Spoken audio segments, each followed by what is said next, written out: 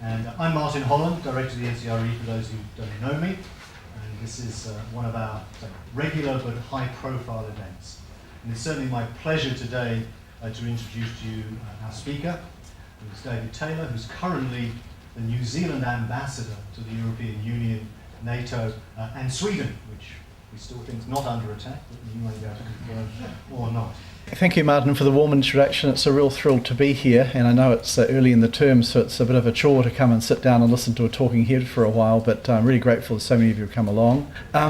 Martin has asked me to talk about the EU-New Zealand agenda in 2017, and I'll do so, but I thought I'd preface that with a little bit about the EU's significance, because the EU is a body that we don't think a whole lot about here in New Zealand, and the extent to which we do tends to be coloured by questions around the UK, particularly the membership of the common market a number of years ago. And I'll also talk about the Brexit, obviously, and the implications of that for us. And there'll be lots of time for questions and things at the end, so I'm happy to address anything that you really want to in that space. I should say it's a thrill to see here Rosemary Banks, who's a former colleague of mine in the ministry and who was Ambassador to Paris in one of her later positions with the ministry, so she'll keep an eye on me and make sure that I don't go too far off track, and she may contribute too at the question time.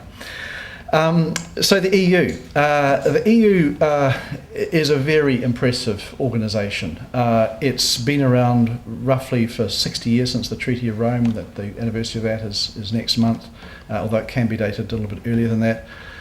It's provided security in Europe for over 70 years, which is remarkable when you think about the conflicts that we all saw in Europe in the early years of last century. It's created what's known as the Schengen zone, which involves 26 countries, 22 of the EU, plus the 4 EFTA countries, Switzerland, Iceland, Norway and Liechtenstein.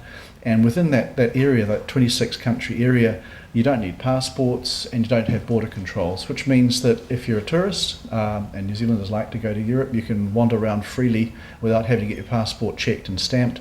If you're involved in business, it means your goods and services flow seamlessly across borders. And if anyone remembers what it was like before the Schengen came in, it was a very different arrangement. We had to stop and do processes everywhere. So this has really helped Europe to economically forge ahead. The regulatory frameworks that Europe's got in place are something that have received a lot of criticism, especially in the Brexit context, but I think they're also very important, because rather than having 28 individual sets of regulations on whatever, you've basically got one. That's negotiated. It may have some flaws to it in terms of our approach or perspective, but having one regulation rather than 28 means a whole lot more simplicity, a whole lot more certainty, and a lot more ease of doing business for people with Europe. So that's another plus. Certainly for us, having to deal with one, not 28 different sets of EU arrangements is something that makes our life a lot easier. Europe's also the world's largest aid donor. Collectively and bilaterally, they accounted for about 56% of all global aid in 2015, which is quite a remarkable achievement, especially at a time when aid funds are reducing.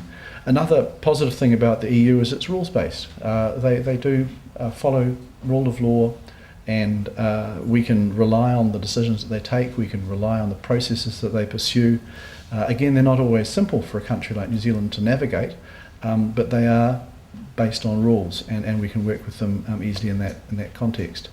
It wears a lot of criticism, and we've seen that through the Brexit debate, particularly around its bureaucracy. The bureaucracy is complex, it is cumbersome, it is slow, but as one senior European official said to me, he said it's no bigger than the 10th largest Finnish city. So when you think that this group of 20 to 30,000 people are no bigger than the bureaucracy in the 10th largest Finnish city, it puts it into context, because there's 508 million people living across the EU, so it's a big area. Like the United Nations or other multilateral processes, they have to work at the pace of the slowest, so it's not a question of one country coming up with a good idea and saying, let's go and do it. They've got to find ways to negotiate, and when you look at the differences between the 28 member states, you've got the UK and France and Germany and Netherlands alike at one end, who are highly advanced and developed economies and countries.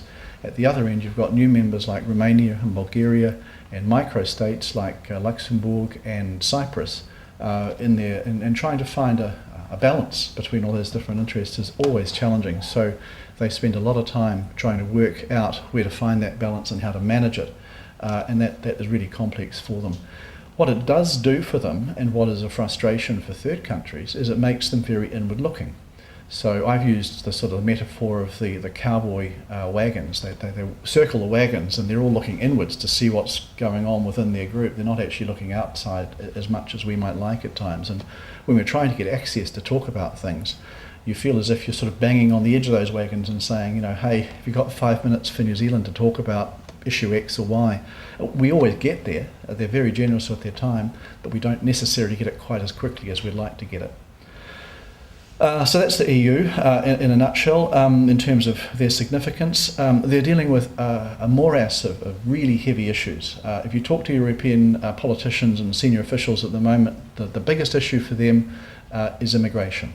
They've had the challenge of people flooding out of the Middle East, Afghanistan, and economic migrants coming out of Africa. And that led to over 1 million people entering Europe in 2015, which was completely unsustainable. And it really caused political ructions across the whole continent. Chancellor Merkel in Germany was accused of opening the doors and letting everyone flood in. She didn't actually do that, but that's the way it's been portrayed. And in the politics across Europe, both on the right and the left, there are parties that are making the most of that migration threat. So you're seeing some challenging politics that they're facing as a result of it. They haven't really cracked the migration issue yet. They did do a controversial deal with Turkey, which has massively reduced the numbers. There were only 250,000 last year, but still many coming through what they call the Central Mediterranean route, and they haven't really found a way to crack that. They've also got problems with Turkey because of President Erdogan's approach to a range of different issues. There's a risk that that deal might fall over at some point, and if that were to happen, rather than keeping people in camps in Turkey, there'd be another upswing and surge of people coming from out of Turkey and other points into Europe. So that's very much a live issue. They're trying to find ways to constrain the numbers, to better to improve their systems rather, so that they work better. And there's a lot of headaches around that, a lot of challenges. I think that's going to be something we'll see on their agenda for the medium, if not the long term, because I can't see those pressures for people trying to come out of trouble spots or places where it's hard to find lucrative employment. It's hard to see those numbers dropping away over the next decade or more. Security is a second big concern for them. Obviously Russia is a particular concern. The Russian activities in the Crimea and in the Ukraine are still very much at the forefront of European politicians' minds. There's concern they might do more. The Russians' approach to a range of other issues has also been problematic, and the economic sanctions that the Russians have applied to trade with Europe have also caused difficulty, especially for the farming sector. So there's a range of security and economic interests around Russia that keep them very occupied. Linked to that security issue and the migration issue is the question of terrorism, which also has been a big concern for Europe. We saw the dreadful incident in Paris at the Bataclan. We saw the bombings in Brussels. We've seen the Nice attacks. We've seen the Christmas market attacks in Germany just a short time ago, and a range of other ones that pop up from time to time. They're trying to find ways to improve their management of problem groups. It's not easy again, because it's so easy once you're in the EU just to move around without anyone knowing who you are or where you are.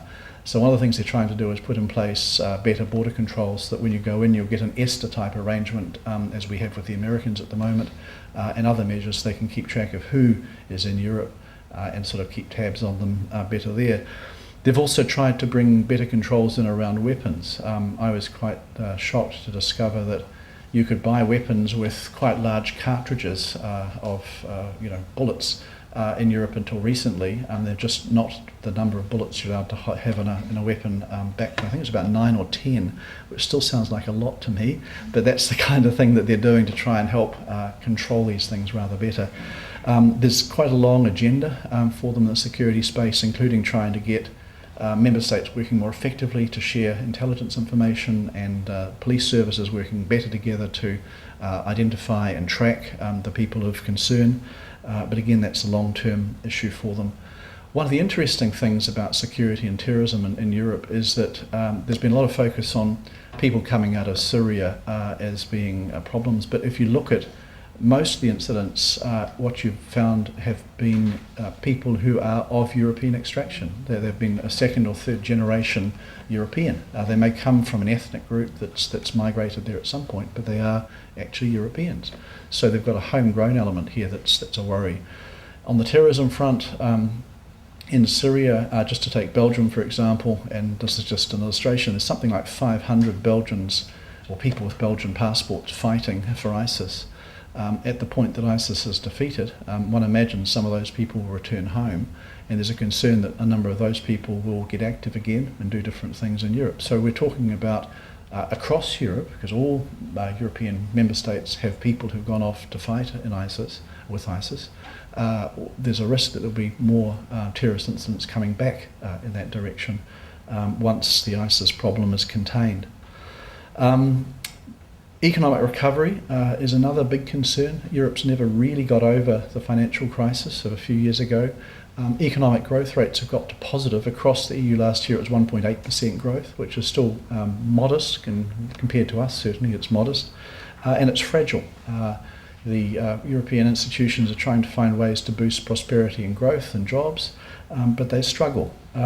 One of the vice presidents mentioned recently that they haven't got through the structural adjustment processes that we've gone through in terms of key sectors of the economy.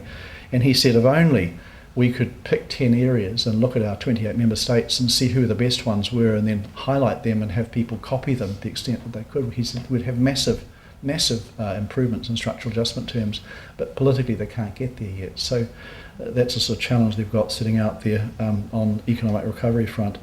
As students, you'll be horrified to learn that in a country like Spain, there's 50% graduate unemployment. In France it's something like 30%. Imagine getting out of university and facing 5 to 10 years without a job, or getting into a job that is not meaningful to you in terms of what you've trained to do and what you aspire to do. These create real challenges for those societies and economies in the medium term, which is a great shame and a great challenge.